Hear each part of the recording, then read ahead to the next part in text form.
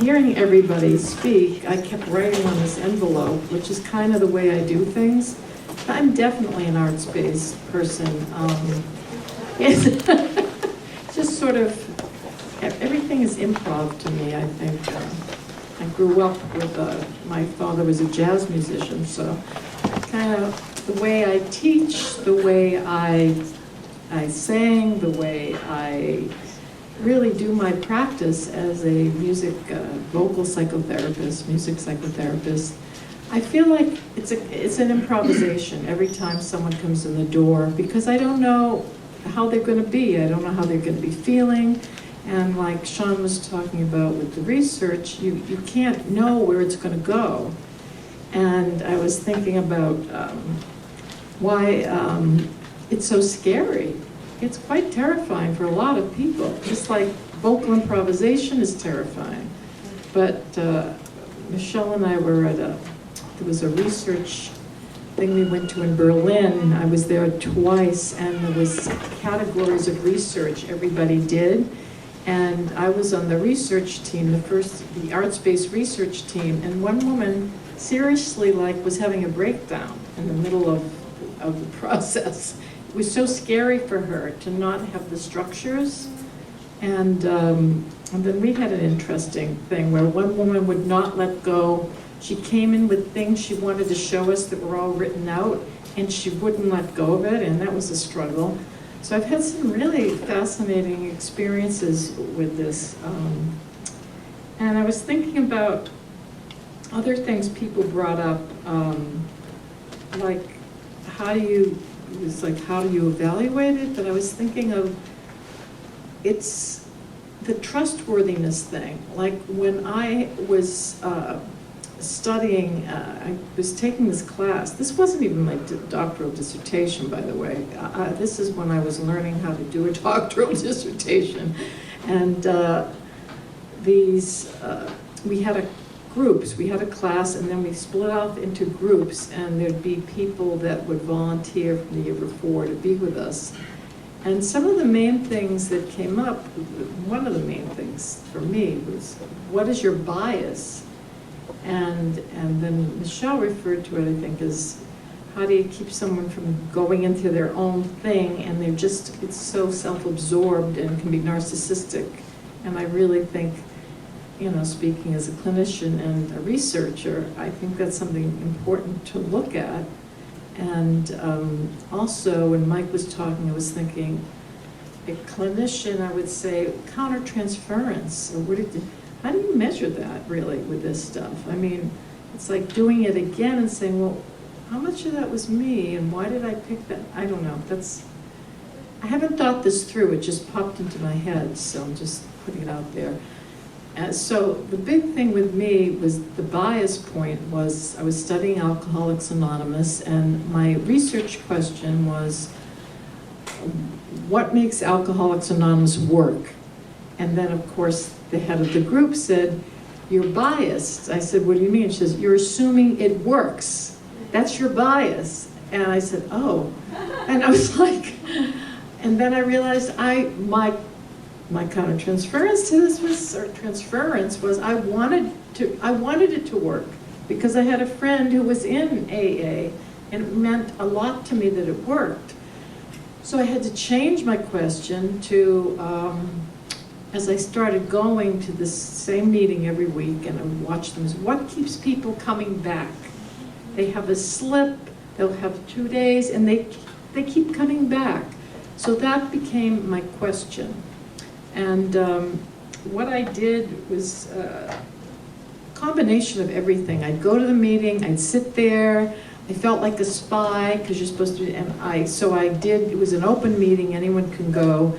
So I did introduce myself to the gatekeeper, they call it in qualitative research, and this woman said I should leave. And then this sort of fight broke out. These other two people said, it's an open meeting, she can stay here. So that went on, and then I was allowed to stay. And then I found a place way in the back, and it was great. I loved the meeting. And when I'd get in a cab and go home, and I'd start writing thoughts, and impressions, and then I kept a journal, and things turned into poems easily for me. I was writing poetry, and then they started to be songs, and then I would just have a big piece of paper all over the floor, and I was sort of like doing different colors and arts for themes that were coming up for me, and it was just, I felt so happy, I have to say. It was play for me. It was just happiness to do that. I could just do that all the time if someone paid me. I mean, that's so I finished that in 1991, and that's a long time ago. And I didn't know I was doing arts-based research because I never heard of arts-based research. And nobody there told me about it. I guess they didn't know. And so I never published it because, number one, back in the day, the music therapy journals didn't have any music in them. So, you know, we're music and there's just writing. And you describe the song, right? Remember that, some of you guys? And like, we finally got away with these, you know, what do you call them? You go and get the music. A way to get the music. And I said, oh, so maybe I'll do it now. And then I thought about it, and I said, oh, they need to see the play. I need a way to have them see the play. And then there was no way to do that. And then Mike came along some years later and grabbed me for this project and said it would be filmed. I was like, oh my God, it really now can be done. So I want to talk a little bit. Oh, I have to mention this, and it fits right in. I was doing this, I did it, I performed it, the play. I took colleagues and friends of mine, and like Michelle said, when we were in Australia, I just grabbed her and Dorita Meir and someone else and made them characters and quickly told them, you know, here, read the lyrics. And I had a tape of the songs. That's what I did. So I was just grabbing here and there and presenting it at a lot of places, and people were very moved. And the dialogues with the audience were fascinating. Actually, there was one place where when it was over, this man raised his hand. He said, my wife is a music therapist. I'm just waiting for her. And I wandered in here, and he said, and I'm in AA. He said, and this was like, I feel like I was in a meeting. And then someone else raised their hand and said, you know, I'm recovering alcoholic, and I get chills talking about it. It was like so incredible. And there's someone, I can't think of his name, he's like very, very quantitative in our organization. Cliff Madsen. Cliff Madsen, right. He has some research thing, and Barbara Wheeler invited me to be up there with him. And I was shocked because I thought he was really quantitative, and I said, oh my God, this is like really different. He was crying at the end of it. It's so incredible. Yeah, and he said a friend of his had died of alcoholism and of course other drugs that they really cover. It's not just alcoholics. People are cross-addicted. And so we talked a lot when I did the show here. It was fabulous because I got to cast people, so I was back in my theater days, so we had that going on, and that was a ball. And then picking the people, and then I got to rehearse them, and we went through the show, and these were kids, and a lot of them, they haven't suffered. I don't know, maybe they had, but they seem so innocent. And like this one guy, I was trying to tell him, like, it's really your character. He was playing the character that probably doesn't make it, that probably dies. And he was like, I had to really teach him how to relate. I said, imagine your friend is in the gutter and he's like bleeding, and his kid's looking at me. Like, so teaching them to act, and that was a ball too. So it was this was all back to my theater days, and we really had a great time, and they were amazing. And we're going to play two examples from that, two important examples. Which one's first? I'd like to do Peter Pan. Yeah. At one of my presentations, Ken Bruscia was in the audience, and he's written so much in music therapy about research, and he came up to me and said, how come that character doesn't have a song? Because every character had a song. And I said, well, because the research is over. He said, no, it isn't. He said, you're still performing this, and you're getting this feedback, and this give and take with the audience, so you're really, it's going on and on. You're getting more and more information. I said, yeah. He said, well, you can still write that song. I was like, really? And because I was dying to write a song for the character. So I went home and I wrote this song that always makes Mike cry, and I used to cry when I was rehearsing it. And it's, one of my favorite songs. And why don't we play that now? It's called Goodbye, Peter Pan. And this character was kind of what you call today, they call it double winners, which means you're Al-Anon and alcoholic.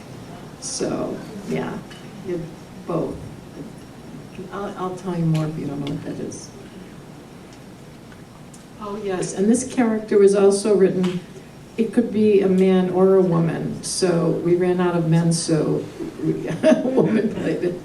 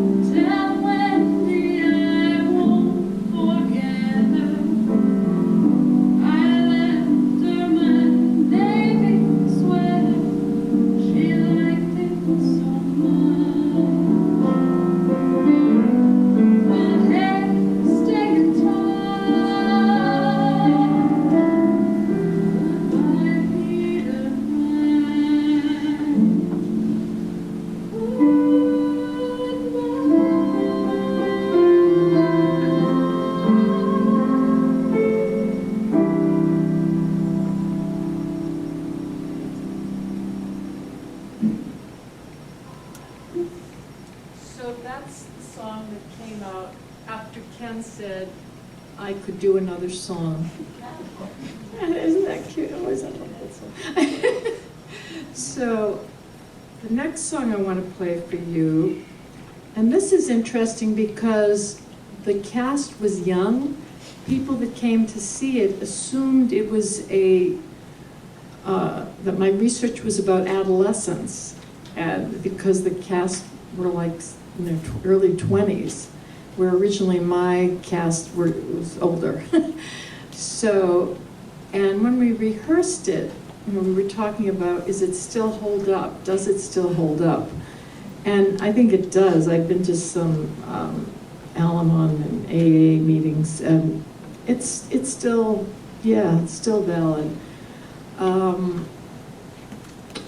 The thing with this, though, I love this guy. He added a contemporary flavor to the blues. This character mostly sang. He didn't talk very much. And he's the one that he just kept having one day. And there were like archetypes, you know, the person who might not make it.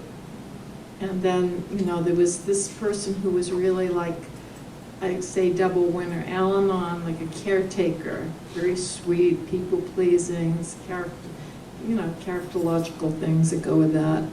And drank a lot of beer and was an addict. And then there was the macho, the Mars character, and he represented a lot of the, kick-ass kind of people that come in there, And then the other character, the girl, yeah, she was Katie. She was someone who had been in the program for a long, long time. And so they each represented kind of what I was seeing there. They stood for a whole group. So when I was doing the research and I had everything, the songs and everything were coming to me, I saw that certain themes were repeating, and I would just go with that and work with that. So this is really cool because this guy in the rehearsal, I said, just make up a blues, here's the, just, 3 chords, and he came up with this riff, da da da da da, and he kept playing it. And I said, wow, I love that riff. I said, okay, now take that and let's put it here. I said, now come on. And so the blues became contemporized from like an old-fashioned, blues to a much more contemporary kind of blues. So that evolved also during rehearsal. So the thing could keep evolving, but like we were talking about at lunch, you have to stop at some point. So I want to play you an example of the blues song that he wrote. And this is Willie, the character. I'm angry at God. Angry at God. Is that the one I wanted? This ain't the way life's supposed. With the riff when he comes in.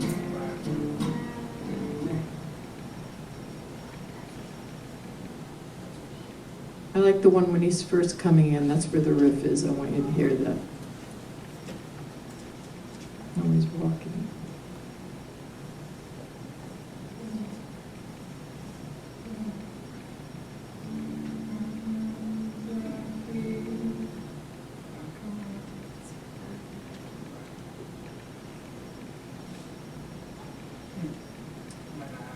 Oh, I hate electronics. All right, I'll play you another. You'll see, get a sense of Willie.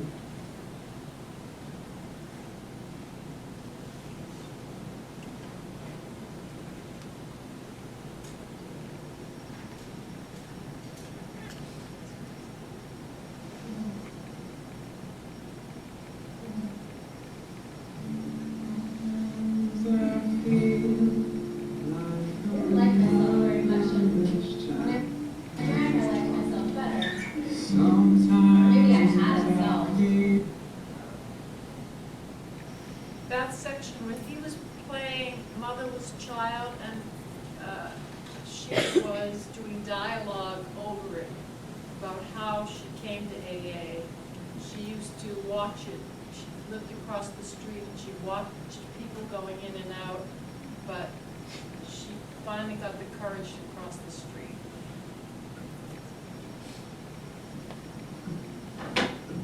I'm angry at God. I'm angry at God. This ain't the way life's supposed to be. I'm angry at God. This ain't the way life's supposed to be. Got a hellhound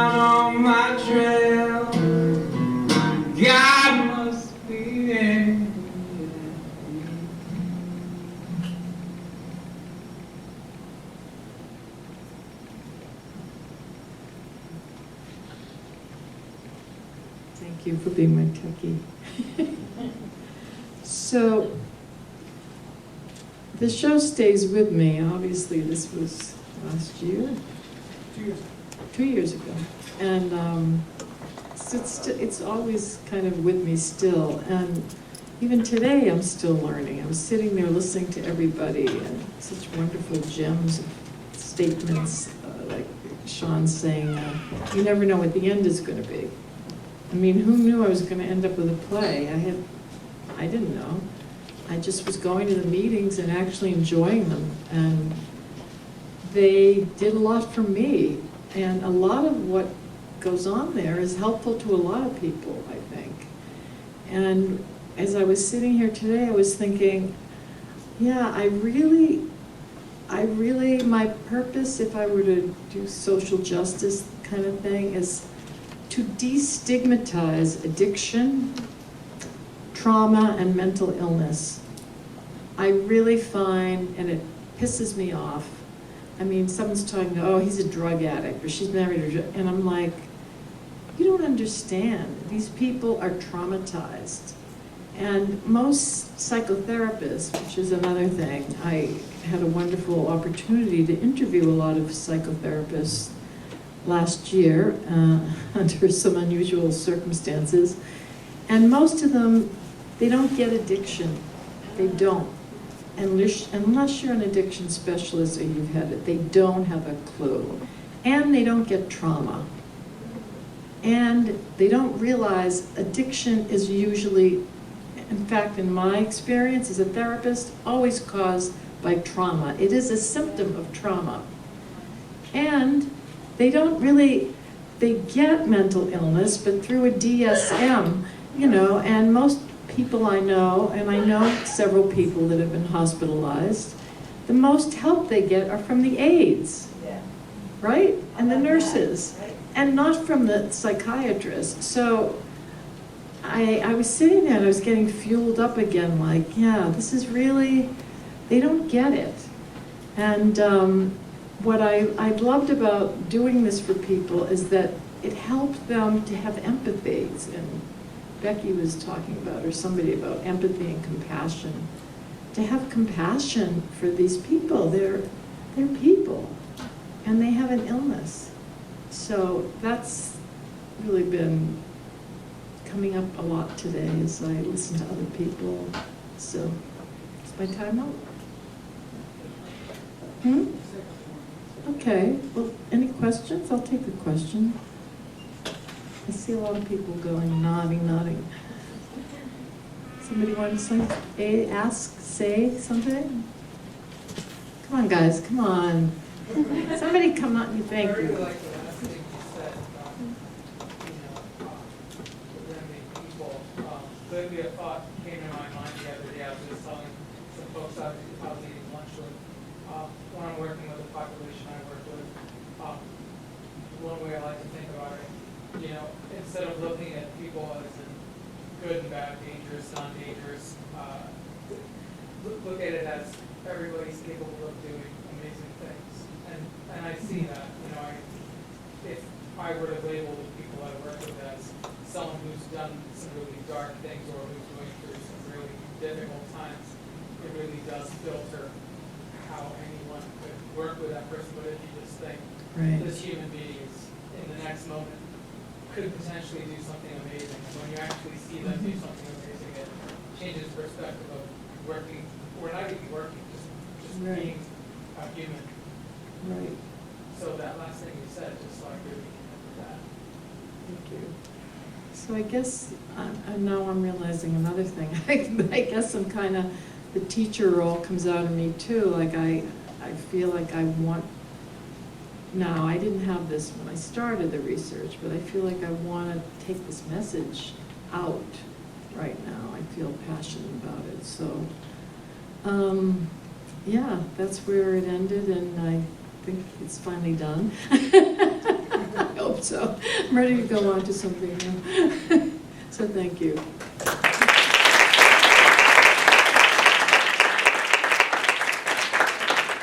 I think one of the important things about documenting Diane's work has really, one of the first pieces of arts-based research in music therapy from 1991, and within this journal is that we have the script and the scores in the journal.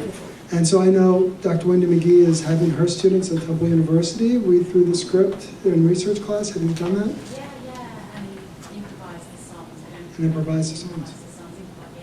And we've done, so that it becomes a research tool. And I just talked to someone recently who is doing the same thing, where they're taking your script and having students read through the script and reporting really powerful experiences of understanding the knowledge within the script of these characters and connecting to the lived experience of people in AA. And so it's there for others to experience.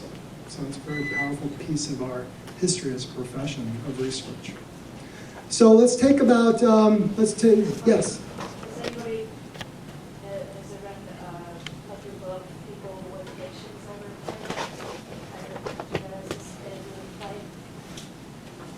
ever Have people with addictions ever? performed your play? Yeah, that was another idea. I did this a long time ago at ASCAT,